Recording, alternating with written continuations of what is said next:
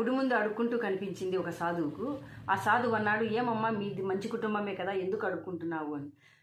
అంటే మా కొడుకు ఊరికి వెళ్తూ నాకు కొంచెం డబ్బులు ఇచ్చి వెళ్ళాడు, ఇప్పుడు ఆ డబ్బులు అయిపోయింది, అందుకోసం అడుక్కుంటున్నాను. మీ కొడుకు డబ్బులు పంపివ్వడం లేదా అని అడిగాడు. ప్రతి నెల ఒక రంగు కాగితం వస్తుంది, అది నా కొడుకు పంపించినది అని చెప్పి ప్రేమతో ముద్దు పెట్టుకొని ఇంట్లో పెట్టుకున్నాను అని. సరే చూద్దాం పదా అని చెప్పి ఇంటికి వెళ్తే అవన్నీ కూడా ఒక్కొక్క చెక్ అనమాట. అది ఒక్కొక్కటి 50,000 విలువ చేసేది.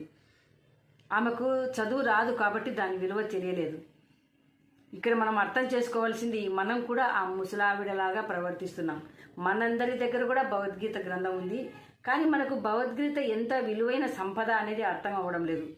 భగవద్గీతను భద్రంగా దాచిపెట్టుకుంటున్నాం చూసుకుంటూ రోజు.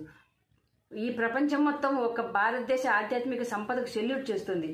సనాతన ధర్మం భూమిపై అవతరించిన కాలం నుండి కోట్ల మంది జీవితాలను మార్చింది మన భగవద్గీత. చదవడానికి